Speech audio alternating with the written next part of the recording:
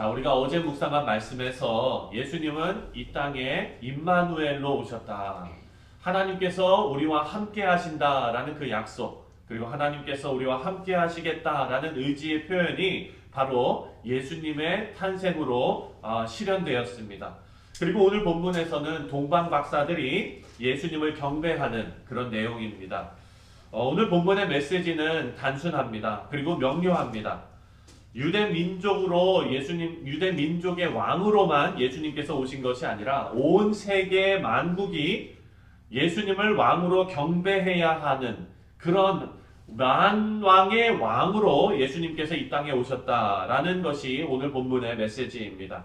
먼저 1절과 2절을 보면 헤롯 왕 때에 예수께서 유대 베들레헴에서 나심에 동방으로부터 박사들이 예루살렘에 이르러 말하되 유대인의 왕으로 나시니가 어디 계시냐? 우리가 동방에서 그의 별을 보고 그에게 경배하러 왔노라 하니. 마태는 예수님께서 유대 땅 베들레헴에서 태어나신 것을 강조하고 있습니다. 베들레헴에서 태어나셨다. 이것은 미가 선지자가 예언한 말씀이기 때문입니다.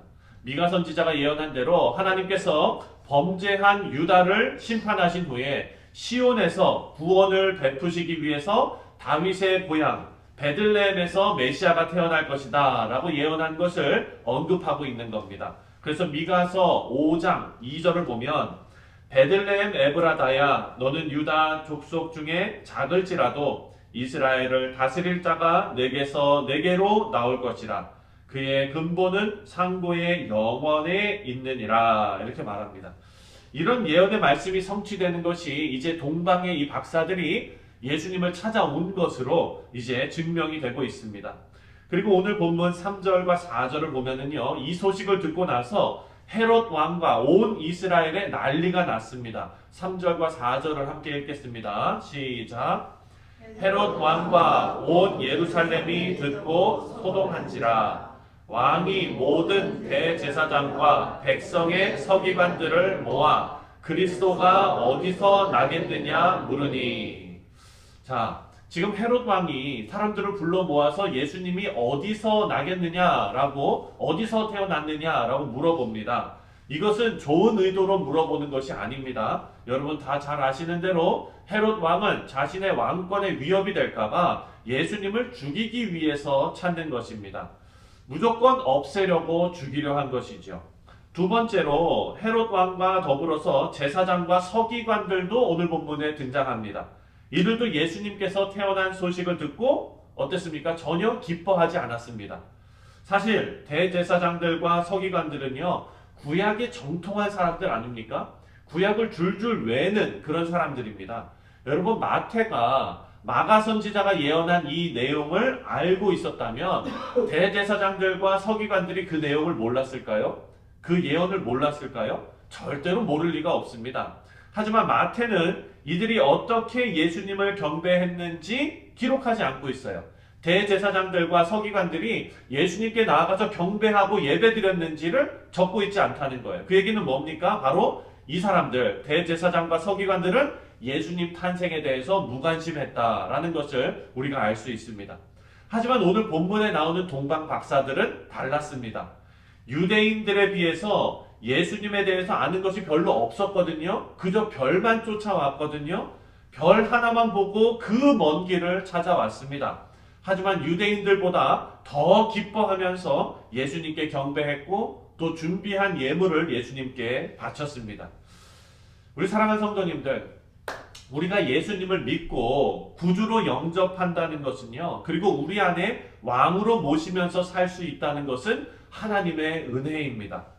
예수님을 사모하면서 예수님으로 인해서 기뻐하는 사람들은 구원의 은혜를 받은 사람들이기 때문입니다. 헤롯 왕처럼 복음을 적대시하는 사람들도 있는가 하면 또한 대제사장과 서기관들처럼 지식은 있지만 마음이 없는 사람들도 있어요. 하지만 우리 성도님들은 어떻습니까? 예수님을 영접하고 동방의 이 박사들처럼 예수님을 우리 인생의 왕으로 모시며 복음의 능력으로 살아가고 있습니다. 여러분, 이것이 우리가 하나님 앞에 감사해야 할 일입니다. 그리고 이것이 하나님께서 우리에게 주신 큰 복입니다. 예수님을 왕으로 모실 수 있는 믿음을 주신 하나님께 우리 모두가 감사하시는 그런 성도님들 되시기를 바랍니다. 동방 박사들은요, 자신들을 인도하던 별이 멈춘 곳에서 예수님을 만났어요. 별이 가다가 예수님이 계신 곳 위에 멈춰 있는 것입니다. 10절을 다 같이 읽겠습니다. 10절 시작. 그들이 별을 보고 매우 크게 기뻐하고 기뻐하더라. 자, 이 동방 박사들이 예수님을 만나고 나서 크게 기뻐하고 매우 크게 기뻐하고 기뻐하더라 라고 말합니다. 이것은 최고의 기쁨을 표현한 거예요. 매우 크게 기뻐하고 또 기뻐하고. 사랑하는 성도님들, 예수 믿는 것이 기쁘십니까? 아멘. 기쁘세요 정말? 네, 그러면 맨날 웃고 다니셔야 되는데, 그렇죠? 예, 아멘. 주님께서 우리에게 복음이 깨달아지는 은혜를 주신 이유는요, 여러분, 우리 안에 주님의 기쁨이 충만하게 하기 위해서입니다. 여러분의 얼굴과 여러분의 삶에서 예수님 믿는 기쁨이 넘쳐나시기를 바랍니다.